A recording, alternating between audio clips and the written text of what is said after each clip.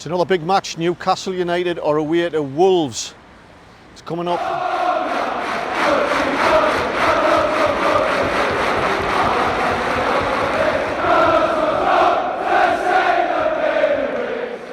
Welcome back, it's Eddie here from Tyneside Life. I don't just do football in Newcastle United, I do other videos based on history and culture, and sometimes I tie in the history and culture in a football video. So if you're new here and you like the sound of that, don't forget to hit the subscribe button so I can help grow this Geordie community. Well, you can see I'm not down at the match at Wolverhampton today. I can't make it, I haven't got a ticket.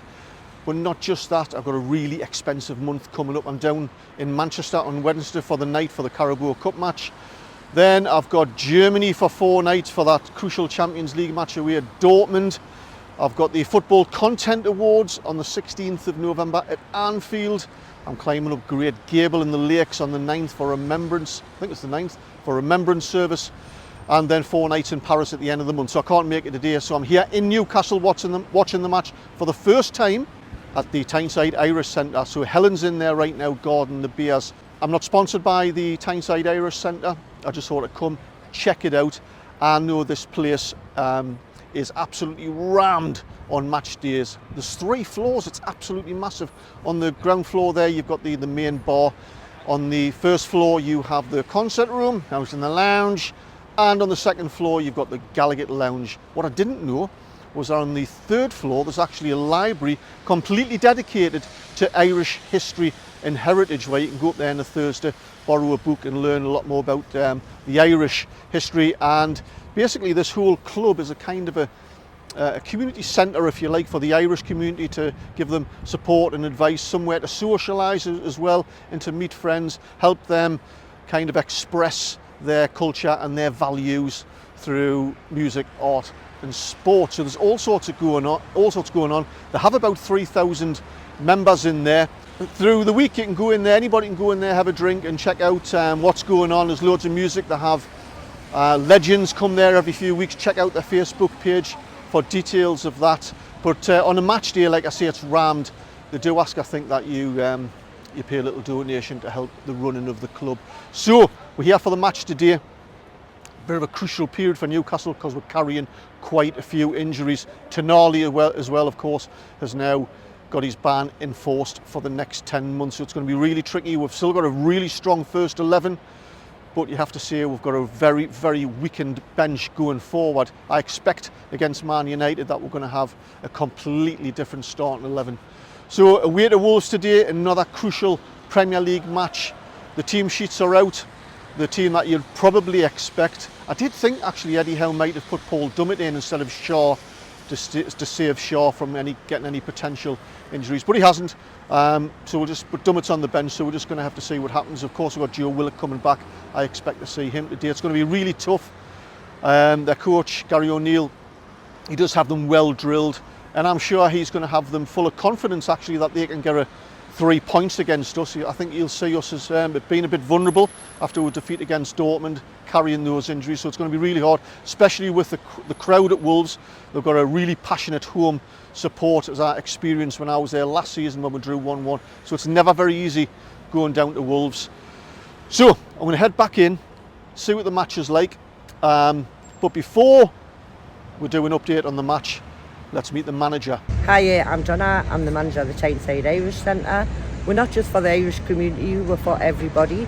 Come in on match days, all you do is put a small donation in the box for our social fund. It's for everybody to come along and enjoy, and smashing paint, smashing staff. Absolutely, you'll have a belter day. We've got the two legends coming in every 6 weeks for a karaoke. They all love to meet you. They're absolutely fantastic and you'll have a great laugh.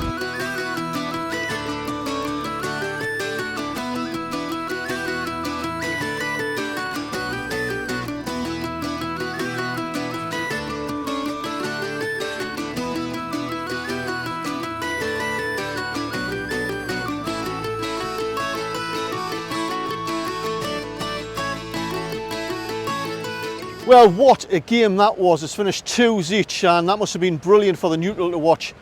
Could have went either way. Atrocious conditions, lots of mistakes, lots of tackles, but I think we'll have to be pleased to come away with a 2-2 draw, especially because the way Wolves played in the second half. They really put us under a lot of pressure. The first half kind of could have went either way really, but we took the lead through Gordon, a lovely cross there. Keeper completely hashed it, fell for Callum Wilson, hit the defender, he did an overhead kick to put it in.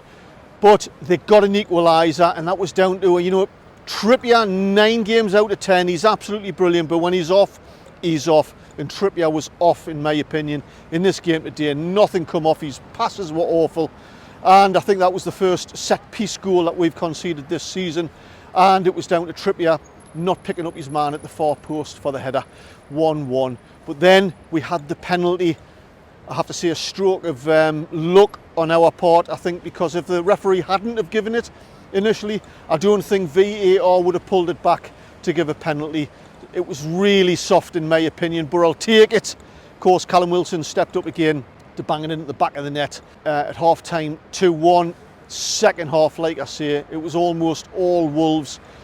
But, you know, when we did manage to get the ball, it was end to end on the counter attack, but the quality was just lacking a little bit. Miggy went off, Joe Willock come on. It was good to see him get some game time into his legs. Of course, I put Anthony Gordon on the right hand side. I kind of nullified Gordon. We didn't really get into a flow, but I have to say I think a draw was probably a fair result in the end. I think Wolves fans would probably disagree. I think Wolves fans, from what I could hear on the telly watching it, were really upset with the referee. They thought, I think, that the referee was a bit unfair on Wolves. You know, a draw away to Wolves, that's no disgrace. I knew this was going to be a tough game. I knew Gary O'Neill would have them geared up for this game. And bloody fire engines. Every time I put the camera on, an ambulance or a fire engine goes by. Yeah, Gary O'Neill had them really geared up for that game, especially in the second half. I think for us it's really difficult to pick a man of the match. I'm going to go for Sean Longstaff. He was quite understated in that game, but he did all that hard work, all those scrappy bits of balls that he picked off and closed off. He was just ahead of Lascelles, I have to say. I thought he had an excellent defensive game. Thankfully there was no injuries that I'm aware of, and we can go into the game against Man U on Wednesday in the Carabao Cup, use some fresh legs for that, and going into the game next Saturday. So there you go. I hope you enjoyed the video. I hope you enjoyed my little piece on the Tyneside Irish Centre. Let us know what you think about the match performance today. Don't forget to subscribe. Until next time, catch you later.